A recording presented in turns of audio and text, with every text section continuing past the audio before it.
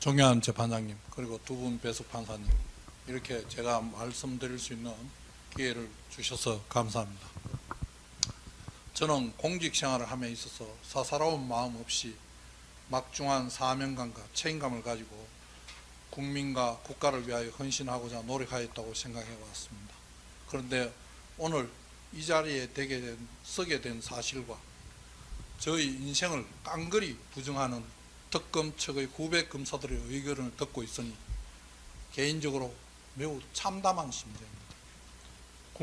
국무위원으로서, 법무부 장관으로서 대통령의 계엄 선포를 막지 못하여 국민께 충격과 혼란을 드린 점에 대해서 매우 송구스럽고 무거운 책임감을 느끼고 있습니다. 그러나 저는 특검이 주장하는 바와 같이 내란 행위를 공모하거나 내란의 중요 임무를 수행한 사실이 없습니다. 2024년 12월 3일 저녁 저는 대통령이 곧 계엄을 선포할 것이라는 사실을 듣고 대경실색하였습니다. 대통령께 지금 상황에 계엄이 맞느냐, 반국가 세력에 대한 대처가 필요하다고 하더라도 비상계엄에 대해서 국민이 어떻게 납득하겠냐며 비상계엄 선포에 대하여 반대하였습니다. 대통령이 계엄의 내용에 대한 구체적인 정보를 알려주지 않았고 국무위원들의 상황인식과 대통령의 상황인식은 다르다고 해서 제가 모르는 상황이 있는가라는 생각을 하면서도 국민들이 납득하지 못할 것이라며 대통령을 만류하였습니다. 윤석열 전 대통령이 국무위원들의 상황인식과 대통령의 상황인식은 다르다고 한 발언에서 알 수 있듯이 김용현 전 국방장관을 제외한 저를 비롯한 모든 국무위원들이 비상계엄 선포에 반대한 것은 분명한 사실입니다. 어떤 일이 벌어지는지 알 수 없는, 예상할 수 없는 상황에서 어떻게 계엄 선포에 찬성할 수가 있었겠습니까? 저는 대통령 집무실에 머무르는 동안 계엄 선포문 한 장을 확인하였을 뿐 업무 지시 문건이나 포고령을 받은 바 없습니다. 군대가 선관위와 국회에 투입된다는 사실도 전혀 알지 못하였습니다. 그리고 대통령의 집무실이나 대접기인실에서 비상계엄을 해야 하는지 여부에 관해 대통령의 일방적인 설명과 저를 비롯한 국무위원들의 반대 의견 교환은 있었지만 비상계엄의 구체적 내용, 특히 계엄사령부 포고령 1항과 같은 정치활동 금지 등에 관한 논의는 전혀 없었습니다. 갑작스럽게 직면한 초유의 상황이었기 때문에 12월 3일 기억이 온전하지 않습니다. 이 법정에 이르러 12월 3일 당일의 CCTV 영상을 처음 보았지만 제 모습을 보고도 제가 기억을 떠올릴 수 없는 장면이 많았습니다. 망연자실한 채 천장을 쳐다보는 모습이 여러 차례 나왔고 한 총리에게 대통령을 한 번 더 설득해보라고 말씀드리고 한 총리께서 집무실에 들어가기 전에 저와 이상민 장관에게 같이 가자고 말씀하시는 장면과 그에 따라 들어가다가 되돌아 나오는 모습, 계엄을 선포하러 가는 대통령에게 손사래를 치며 만류하는 모습, 대통령을 설득하려다 노력하였으나 실패하여 한숨 쉬는 모습을 보며 제가 저런 행동을 했나 하는 생각을 할 정도였습니다. 당시 비현실적이고 갑작스러운 상황을 맞이하여 정신이 없었고 이 초유의 상황을 어찌하여야 할지 정신이 아득한 상태였습니다. 그런 와중에 국무위원과 수석들이 대통령을 열심히 설득하였으나 결과적으로 대통령을 설득하는 데 실패하였습니다. 계엄을 하게 된 배경이나 내용에 관한 구체적인 정보가 없는 상황에서 비상계엄이 선포되었고 과천 청사로 돌아가는 길에 엎질러진 물과 같은 상황에서 어떻게 하면 혼란을 좀 더 줄이고 업무의 부작용을 줄일 수 있을까 하는 생각을 하게 됐습니다. 그래서 평소 근무하면서 느낀 점과 을지훈련 등의 경험에 비추어 계엄 선포로 인하여 업무 변동이 발생하거나 문제가 많이 생길 수 있는 부서를 생각하여 관련 부서장에게 연락을 한 게 된 것입니다. 공소사실에 적시되어 있는 지시행위에 대한 부분은 사실이 아닙니다. 계엄이 이미 선포된 상황이었고 계엄의 구체적인 내용이나 군사작전에 대해서는 알지도 못하였습니다. 포고령은 발령도 되기 전이었습니다. 계엄 상황에서 법질서와 법무행정의 혼란을 방지하기 위해 법무부 장관으로서 예상되는 어려움을 점검하고 대비하는 취지의 지시를 하려고 소집한 회의였습니다. 간부회의를 하면서 이런 상황에 대비한 매뉴얼이 있는지 규정이 있는지를 확인하였습니다. 그러한 매뉴얼이나 규정은 없다고 하였습니다. 그리하여 을지훈련 등 과거의 경험을 언급하며 비상경험 상황에서 예상되는 어려움을 점검하는 과정이었습니다. 이러한 행동이 죄가 된다고 한다면 국가 비상 상황이 발생하였을 때 책임 있는 자리에 있는 공직자들은 업무를 방치해야 한다는 결론밖에 남지 않습니다. 비상 상황 자체를 조력하는 것이 아니라 비상 상황 이후 따라올 어려움에 대한 대비를 내팽개치고 공백 상태에 두는 것이 공직자의 자세라고는 생각하지 않습니다. 만일 특검이 주장하는 것처럼 제가 계엄과 관련한 업무 지시를 받은 바 있었다면 제가 매뉴얼 유무를 확인할 필요도 없고 검찰, 교정, 출입국 이외에 다른 부서의 실국장을 소환하지도 않았을 겁니다. 약 20여 분간의 법무부 회의가 끝날 무렵 참석자 누군가의 발언으로 포고령이 발령되었다는 사실을 알게 되었고, 회의 종료 후 집무실에서 헌법 등을 찾아보고 구상엽 법무실장과 포고령 내용을 검토한 결과 그 내용이 헌법에 위반된다고 판단하였습니다.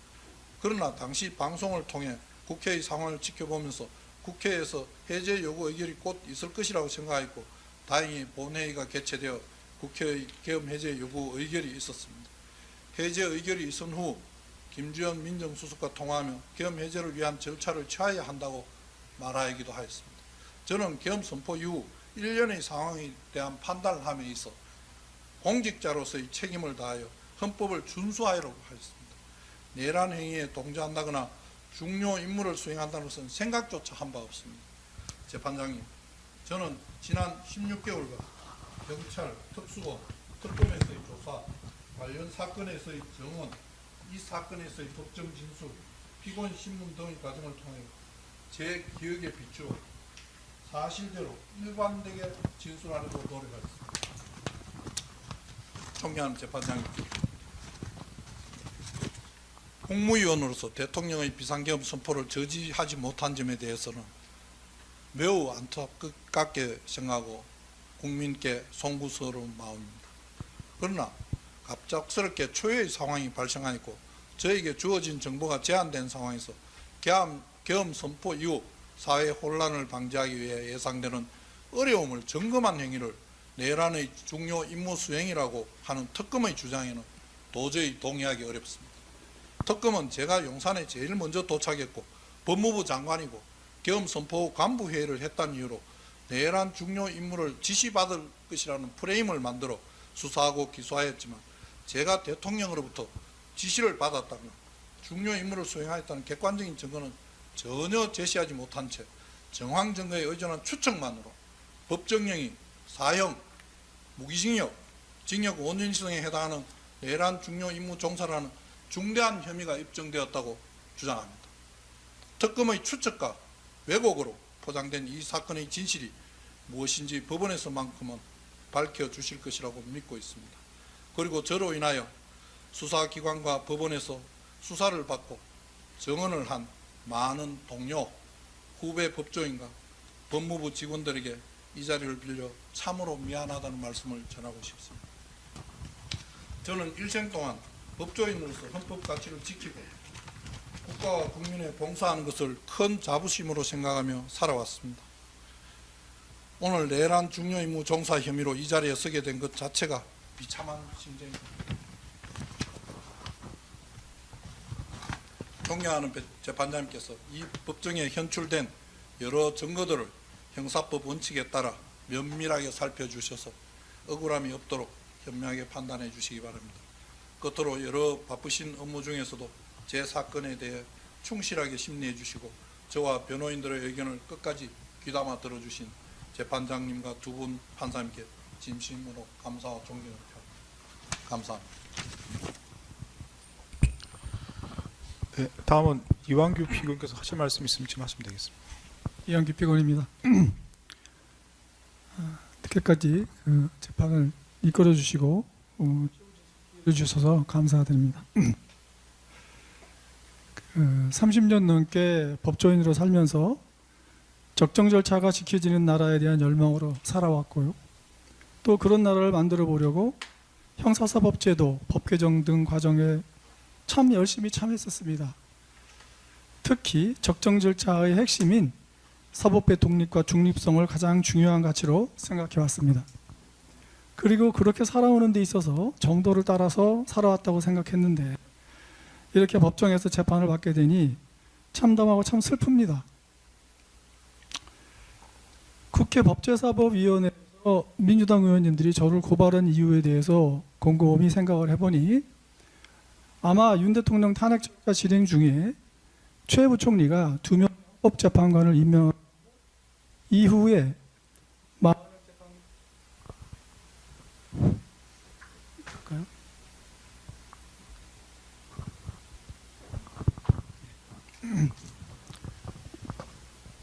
이후에 마흔역 재판관을 임명하지 않은 상태에서 헌법재판소에서 권한쟁의 심판에서 임명 의무가 있다고 한 후에도 최 부총리가 임명하지 않은 기간이 있었는데 그때 제가 그 임명을 반대하였다는 것 때문 아닌가 생각을 합니다. 한덕수 총리가 여야 합의를 요청하다가 탄핵된 후 며칠 만에 최 부총리가 재판관 2명을 임명하였고 그 임명 시에는 누구와도 의논하지 않고 임명을 했습니다. 그 후 권한쟁의 심판 무렵에 마흔역 재판관 임명 여부에 대해서 논의할 때는 정부 입장에서 가장 문제되는 쟁점이 국회가 한 총리 탄핵소추 의결할 때의 의결 정족수 문제였습니다. 대통령 권한대행이 의결 정족수가 3분의 2인지 2분의 1인지 학설상 다툼이 있었습니다만 당시는 3분의 2설이 유력설이었습니다. 만약 헌재가 이 견해를 채택한다면 국회의 한 총리 탄핵소추 의결 자체가 불성립한 것이기 때문에 국회의 탄핵소추가 무효이고 따라서 부총리가 한 총리를 대행한 것도 법률적으로 무효가 되는 것입니다. 부총리가 행한 사실행위나 행정부 내부의 행위는 그 이전에 행해진 것을 사후에라도 보완할 수 있겠지만 외부적으로 행한 헌법기관의 임명이라는 법률 행위를 계속 유효한 것으로 할 수 있겠는지는 매우 불투명했습니다.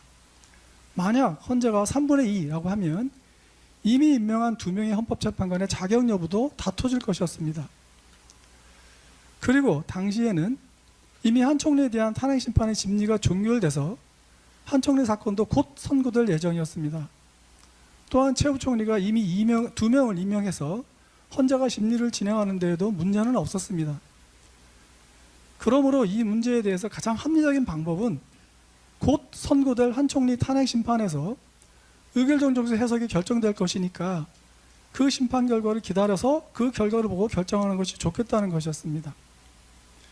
그렇기 때문에 정부는 헌재가 한 총리에 대한 탄핵 결정을 조금 더 빨리 결정해 주기를 바랐습니다. 이후에